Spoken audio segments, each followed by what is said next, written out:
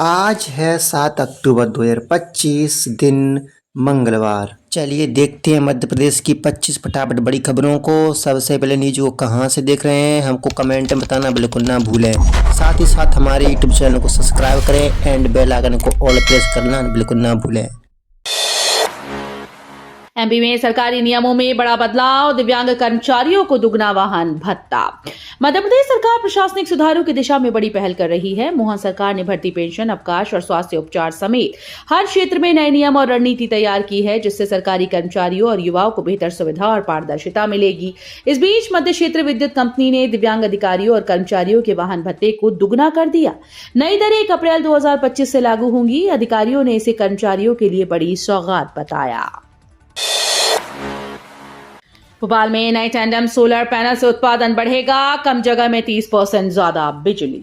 सौर ऊर्जा क्षेत्र में नई तकनीक के टैंडम सोलर सेल पैनल जल्द उपलब्ध होंगे। एक दूसरे पर स्टैक किए जाने वाले ये पैनल कम जगह में ज्यादा बिजली उत्पन्न करेंगे। सामान्य सोलर सेल 18 से 24% ऊर्जा बिजली में बदलते हैं, जबकि टैंडम सेल 30% तक प्रकाश को बिजली में बदल सकते हैं। भोपाल में 900 मेगावाट बिजली उत्पादन का लक्ष्य है। हाल ही में केंद्रीय विद्युत प्राधिकरण ने IIT मुंबई, दिल्ली, रुड़की, भिलाई के विशेषज्ञों के साथ वर्कशॉप भी आयोजित की। 15 गांव की 808 किसानों की जमीन अधिग्रहित। मनमाड़ इंदौर रेल प्रोजेक्ट शुरू। मनमाड़ इंदौर रेल परियोजना को गति देने के लिए रेलवे ने बड़वानी जिले के राजपुर तहसील में जमीन अधिग्रहण की प्रक्रिया शुरू कर दी। इस अधिग्रहण में 15 गांव की करीब 10 हेक्टेयर भूमि और 808 किसानों की निजी जमीन शामिल है। रेलवे अधिनियम 2008 की धारा 20A और 20E के तहत अधिसूचना जारी की गई। यदि किसी को आपत्ति है तो 30 दिनों के भीतर अनुभाग अधिकारी और भूमि अर्जन अधिकारी के समक्ष लिखित आवेदन दिया जा सकता है। मध्य प्रदेश में छात्रवृत्ति आवेदन की तिथि बढ़ी। अब 15 अक्टूबर तक आवेदन कर सकेंगे बीड़ी खनन श्रमिकों के बच्चे। मध्य प्रदेश सरकार ने बीड़ी और खनन श्रमिकों के बच्चों के लिए छात्रवृत्ति आवेदन की तिथि बढ़ा दी। शैक्षणिक सत्र 2025-26 के लिए अब ऐसे बच्चे जो मान्यता प्राप्त शिक्षण संस्थानों में पढ़ रहे हैं, अभी तक आवेदन नहीं कर पाए हैं, 15 अक्टूबर तक ऑनलाइन आवेदन कर सकते हैं। ये कदम आर्थिक रूप से कमजोर वर्ग के बच्चों की शिक्षा में मदद करने और उन्हें वित्तीय सहायता सुनिश्चित करने के उद्देश्य से उठाया गया है। इंदौर में ई-रिक्शा पर लग सकता है और इवन नियम, ट्रैफिक जाम से निपटने की तैयारी। इंदौर शहर में ट्रैफिक की बढ़ती समस्या से निपटने के लिए प्रशासन अब ई-रिक्शा पर और इवन नियम लागू करने पर विचार कर रही है। दरअसल 6 माह पहले इन रिक्शों को 23 तय रूट पर चलाने की योजना बनी थी, लेकिन उस पर अमल नहीं हो पाया। अब इस जिम्मेदारी को एक उप समिति को सौंपा गया। माना जा रहा है कि और इवन नियम से सड़कों पर ई-रिक्शा की संख्या नियंत्रित होगी। यातायात सुगमता के लिए शुरू हुई ये व्यवस्था फिलहाल जाम का कारण बन चुकी है। मुख्यमंत्री मोहन यादव का सख्त कदम, ड्रग कंट्रोलर का ट्रांसफर आदेश जारी। छिंदवाड़ा के कफ सिरप कांड के बाद मुख्यमंत्री डॉक्टर मोहन यादव ने सख्त कार्रवाई की है। इस क्रम में ड्रग कंट्रोलर दिनेश कुमार मौर्य को हटाकर सामान्य प्रशासन विभाग में अवर सचिव नियुक्त कर दिया गया। उनकी जगह दिनेश श्रीवास्तव को लोक स्वास्थ्य विभाग के संचालक के कर्तव्यों के साथ साथ ड्रग कंट्रोलर की अतिरिक्त जिम्मेदारी सौंप दी गई। सामान्य प्रशासन विभाग ने इस संबंध में आदेश जारी कर दिया है। ये कदम राज्य में दवा सुरक्षा और निगरानी को मजबूत करने की दिशा में लिया गया। जबलपुर में मुख्य राइजिंग पाइपलाइन फूटी, 19 टंकियों में पानी की सप्लाई प्रभावित। जबलपुर शहर की मुख्य राइजिंग पाइपलाइन लगातार दूसरी बार फूट गई, जिससे 19 पानी टंकियों की सप्लाई प्रभावित हुई।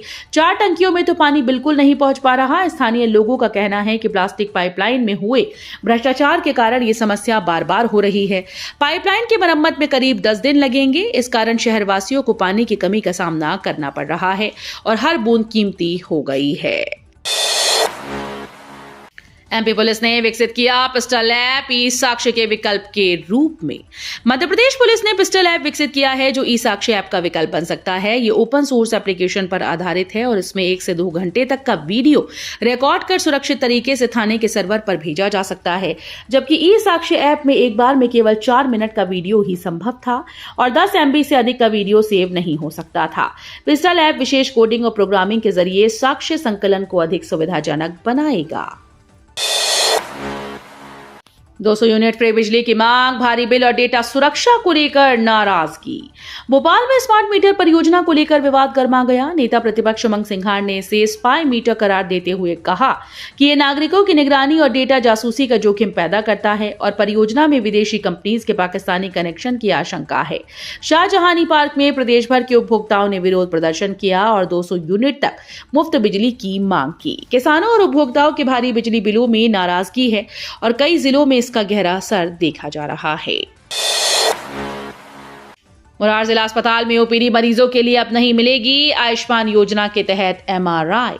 ग्वालियर के मुरार जिला चिकित्सालय में अब ओपीडी में इलाज कराने वाले मरीज आयुष्मान भारत योजना के तहत एमआरआई जांच की मुफ्त सुविधा का लाभ नहीं ले पाएंगे। ये निर्णय एमआरआई मशीन संचालित कर रही निजी एजेंसी कृष्णा डायग्नोस्टिक्स ने लिया है। अब केवल वही मरीज जो अस्पताल में भर्ती होंगे आयुष्मान योजना के तहत एमआरआई की मुफ्त सुविधा का लाभ प्राप्त कर पाएंगे। अस्पताल प्रशासन ने बताया कि भर्ती मरीजों की सुविधा पूरी तरह से जारी रहेगी। भोपाल में एसीएम हाउस के सामने गुना व्यापारी दंपति ने आत्मदाह का प्रयास किया, पुलिस ने रोका। भोपाल में मुख्यमंत्री निवास के बाहर गुना के एक व्यापारी दंपति ने आत्मदाह का प्रयास किया। पुलिस ने समय रहते दंपति को हिरासत में लेकर उनकी जान बचाई। दंपति का आरोप है कि गुना कोतवाली टीआई ने उन्हें झूठे केस में फंसा दिया।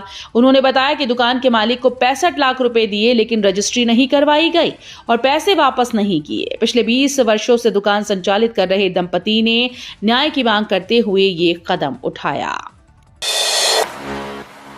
भोपाल में नर्सिंग छात्रों का जोरदार प्रदर्शन, सरकारी कॉलेज की मान्यता जल्द देने की मांग। भोपाल में मध्य प्रदेश के 13 सरकारी नर्सिंग कॉलेजेस की मान्यता न मिलने के विरोध में सैकड़ों छात्रों और एनएसयूआई पदाधिकारियों ने स्वास्थ्य संचालनालय के बाहर 8 घंटे तक धरना दिया।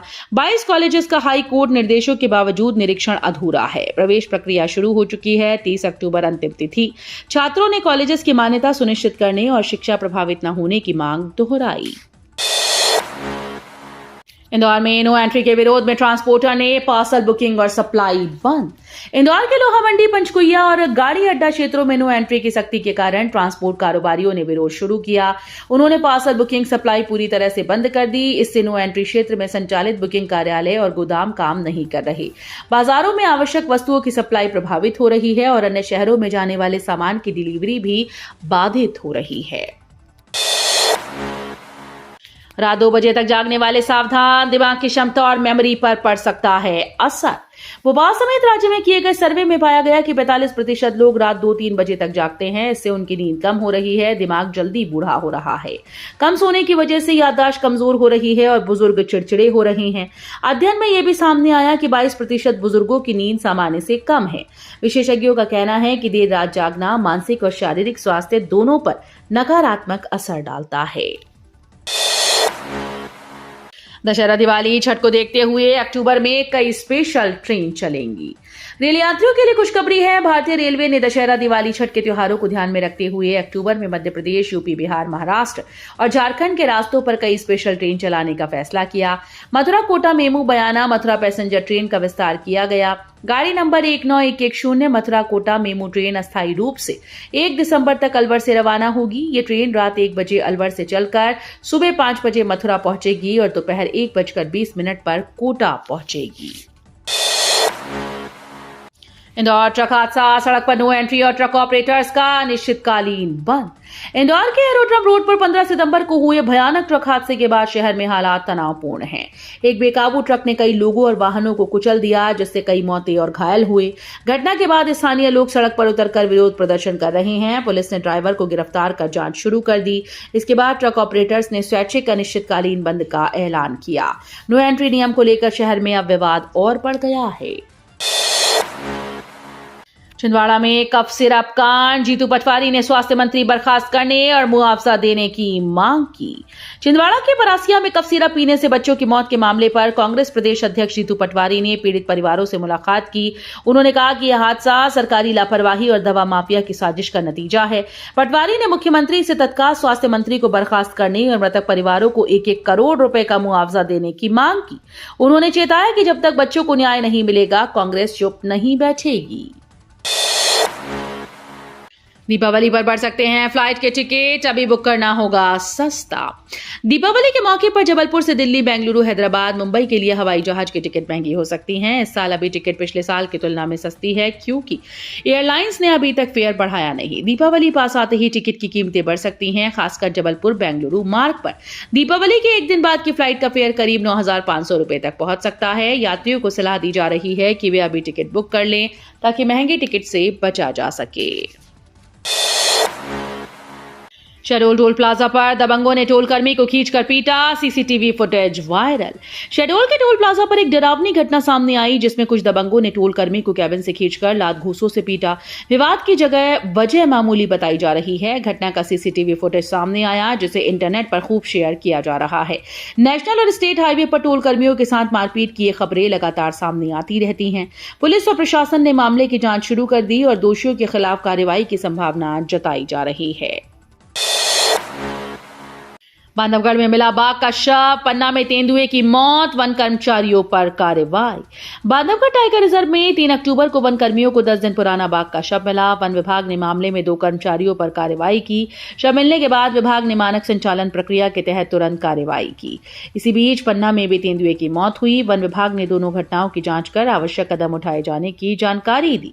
इन घटनाओं ने वन्यजीव संरक्षण की चुनौतियों और निगरानी की आवश्यकता को दोबारा उजागर कर दिया। बड़ा मलहरा में 15 गायों की मौत के मामले में सीएमओ को नोटिस। छतरपुर जिले के बड़ा मलहरा में 5 अक्टूबर को सड़क दुर्घटना में 15 गायों की मौत के मामले में नगर परिषद सीएमओ रामसजीवन पटेल को कारण बताओ नोटिस जारी किया गया। एसडीएम आयुष जैन ने मृत गौवंश का पोस्टमार्टम न कराने और सम्मानजनक अंतिम संस्कार न करने पर नोटिस दिया। घटना के बाद वाहन चालक फरार हो गया। नोटिस में कहा गया कि नगर की आवारा पशुओं के लिए गौशालाओं में भेजने के उपाय नहीं किए गए। 2 दिन में जवाब न देने पर सीएमओ के खिलाफ कार्रवाई होगी। धतुरिया बीट में 5 हेक्टेयर वन भूमि मुक्त, वन विभाग ने अतिक्रमण रोधी कार्रवाई की। शिवपुरी के पोरी वन परिक्षेत्र में धतुरिया बीट के लगभग 5 हेक्टेयर वन भूमि अतिक्रमण से मुक्त कराई गई। 5 अक्टूबर को वरिष्ठ अधिकारियों के निर्देशन में अभियान चलाया गया। विभागीय टीम ने जेसीबी मशीन से अतिक्रमण रोधी खंती खोदकर अवैध खेती को रोका और भविष्य में अतिक्रमण की किसी भी कोशिश को नाकाम किया। वन संरक्षक आदर्श श्रीवास्तव और टीम ने वन भूमि की सुरक्षा को प्राथमिकता बताया। Sagar gold cup hockey final, Bhopal ने सागर को 2-0 से हराया। Sagar gold cup hockey tournament का रविवार को समापन हो गया। फाइनल मुकाबला भोपाल और सागर के बीच खेला गया। भोपाल की टीम ने शानदार खेल का प्रदर्शन करते हुए सागर को 2-0 से हराया और प्रतियोगिता जीत ली। ये टूर्नामेंट का 3य वर्ष था। इस दौरान रजनीकांत जैन, अब्दुल सत्तार, अनु श्रीवास्तव, अजीम खान, आमिर खान, मिश्री चंद्रगुप्ता, गोल्डी के सरवानी, सैयद सोहेल अली, मोहम्मद इरशाद और अन्य खिलाड़ी मौजूद रहे। पंडित धीरेन्द्र शास्त्री का बड़ा ऐलान, ममता बनर्जी के रहते बंगाल में नहीं करेंगे कथा। इंटरनेशनल कथावाचक बागेश्वर धाम के पीठाधीश्वर पंडित धीरेन्द्र कृष्ण शास्त्री ने ये ऐलान किया कि ममता बनर्जी के रहते वो पश्चिम बंगाल में कथा नहीं करेंगे। 10, 11, 12 अक्टूबर को आयोजित होने वाली हनुमंत कथा बारिश के कारण रद्द कर दी गई। पंडित शास्त्री ने कथा कैंसिल होने पर अपनी प्रतिक्रिया में कहा थैंक यू। उनके इस बयान ने मीडिया और सोशल मीडिया पर चर्चा बढ़ा दी। पंडित शास्त्री अक्सर अपने स्पष्ट और विवादित बयानों के कारण सुर्खियों में रहते हैं। एमपी में 8 साल बाद एसआई और सूबेदार भर्ती प्रक्रिया शुरू, 500 पदों पर चयन। 8 साल के बाद मध्य प्रदेश में पुलिस उप निरीक्षक और सूबेदार के 500 पदों पर भर्ती प्रक्रिया शुरू हो रही है। भर्ती परीक्षा 9 जनवरी 2026 को आयोजित होगी। भोपाल, इंदौर, जबलपुर, खंडवा, नीमच, रीवा, रतलाम, सागर, सतना, सीधी, उज्जैन, अनूपपुर में परीक्षा केंद्र होंगे। ऑनलाइन आवेदन 27 अक्टूबर 2025 से 10 नवंबर तक किया जा सकेगा, जबकि संशोधन की अंतिम तिथि 15 नवंबर है। आरक्षित वर्ग के लिए 250 रुपए है। परीक्षा 2 पालियों में आयोजित होगी। वीडियो अच्छी लगी तो वीडियो करिए लाइक एंड चैनल को सब्सक्राइब कर बेल आइकन को और प्रेस कर लीजिएगा।